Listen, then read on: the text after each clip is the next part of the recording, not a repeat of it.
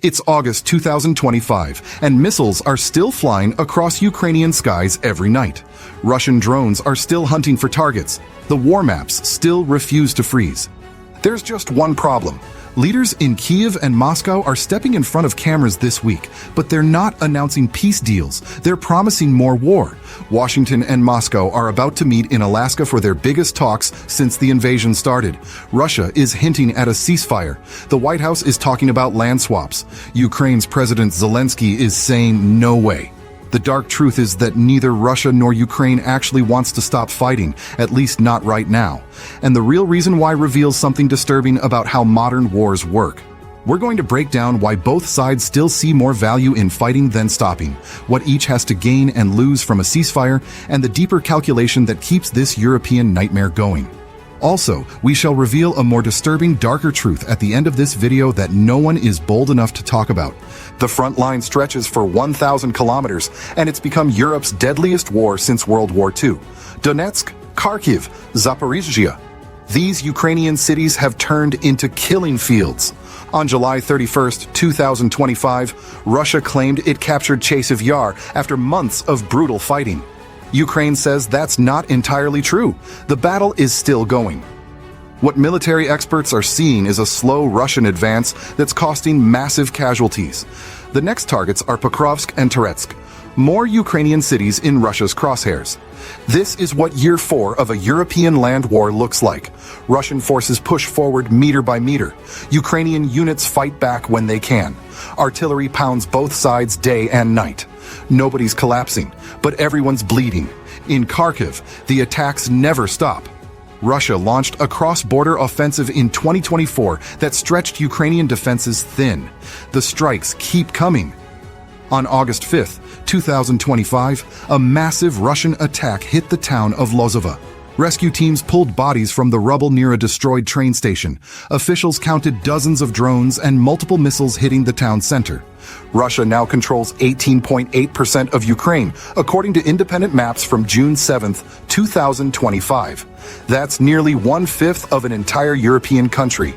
The front line moves every day, but not by much. Sometimes Russia gains a few hundred meters. Sometimes Ukraine pushes back. What we're watching is a deadly stalemate where small gains cost enormous lives. Ukraine is betting everything on Western weapons that keep flowing despite all the peace talks. F-16 fighter jets from Denmark and the Netherlands started flying combat missions in the summer of 2024. Ukrainian pilots are now operating these advanced jets from mobile bases, trying to keep them alive under constant Russian surveillance. The missile pipeline has become Ukraine's lifeline. After using up their first batch of ATACMS missiles, the United States restarted deliveries of upgraded GLSDB missiles with better resistance to Russian jamming. France and the UK fired up their Scalp and Storm Shadow production lines in 2025, specifically to supply Ukraine. These precision weapons have been hitting Russian command centers, bridges, and ammunition dumps deep behind enemy lines. Russia is making a different bet. In July 2025, Moscow showed off what it calls the world's largest drone factory on state TV. Thousands of workers are churning out Shahed-style attack drones that have terrorized Ukrainian cities. Russia has figured out how to build Iranian drone designs domestically using parts smuggled through China. The numbers tell the real story. The White House confirmed that Russia has been firing North Korean missiles at Ukrainian targets since late 2023. These weapons, called KN-23 and KN-24, keep arriving in 2025 along with massive shipments of North Korean artillery shells. Military analysts estimate that North Korean ammunition now makes up a huge chunk of Russia's daily artillery fire.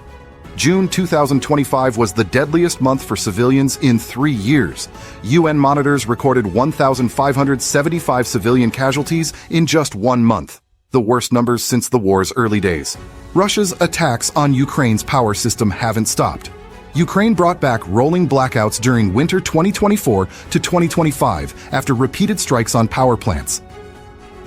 On August 6, 2025, Russian missiles hit a gas facility connected to an important pipeline route.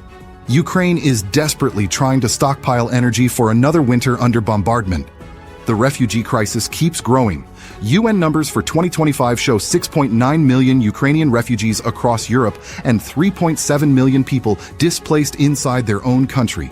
Every major attack triggers more movement as people flee newly targeted areas. NATO's weapons deliveries show no signs of slowing down despite all the diplomatic talk. The alliance keeps sending air defense systems, artillery, tanks, and fighter jets.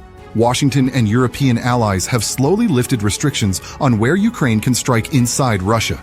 On August 11, 2025, President Trump made a shocking statement that both sides might need to give up territory to get peace. Ukrainian President Zelensky shot back immediately, saying on August 12, 2025, that Russia is preparing more attacks, not peace. Russia's demands haven't changed. Moscow wants recognition of the territories it annexed, Ukrainian neutrality, and permanent limits on Ukraine's military. These aren't negotiating positions. These are victory conditions that Ukraine will never accept. Ukraine's position is written in stone. No recognition of Russian territorial theft. No permanent freeze that rewards 3 years of aggression. President Zelensky's formula never changes. Real ceasefire first, complete Russian withdrawal second, then peace talks. The math is simple. Ukraine's constitution says the country can't give away territory. Opinion polls show most Ukrainians still reject trading land for peace, even after 3 brutal years of war. Some surveys show people are getting tired, but the core position holds firm. No gifts to the occupier. From Ukraine's view, any ceasefire without Russian withdrawal isn't peace.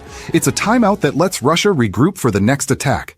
Ukrainian officials point to Russia's track record. Moscow dismissed the 2024 peace summit in Switzerland. Russia has attacked during previous ceasefire talks. Now, the Kremlin is coupling ceasefire discussions with demands that amount to Ukrainian surrender. Moscow's negotiating position shows Putin's real goals. Russia demands recognition of annexed territories in 4 Ukrainian regions. It wants Ukrainian forces to withdraw from areas that Russia claims. It requires Ukrainian neutrality and military limits that would leave the country defenseless. Russian officials call these requirements for a lasting settlement, not a temporary pause. Inside Russia's controlled media environment, the war is still being sold as winnable. Recent small territorial gains get amplified as momentum building toward bigger success. This domestic story makes compromise dangerous for Putin. Neither side believes the other would keep a ceasefire deal. Ukraine points to Russia's history of breaking previous truces and attacking during diplomatic talks. The Institute for the Study of War says Russia would likely use any ceasefire to rearm and prepare for renewed attacks. Russian officials make the same argument in reverse. They claim Ukraine uses ceasefire periods to reload with Western weapons and plan counterattacks. With trust this low, any ceasefire proposal looks like a trick. This is the real reason there's still no ceasefire in 2025.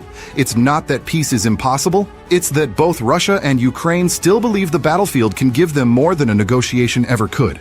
The logic of war has overtaken the logic of peace, and when that happens, the killing simply doesn't stop. Missiles continue to streak across Ukrainian skies. Drones scour the night for targets. Battle lines shift slowly, with each change paid for in blood. Leaders in both Kyiv and Moscow assure their people that victory is still within reach, so long as they refuse to give in first. But here's the question: could either side change its mind? Or are we witnessing a war that could drag on for years, driven by the fear of losing more than the desire for peace?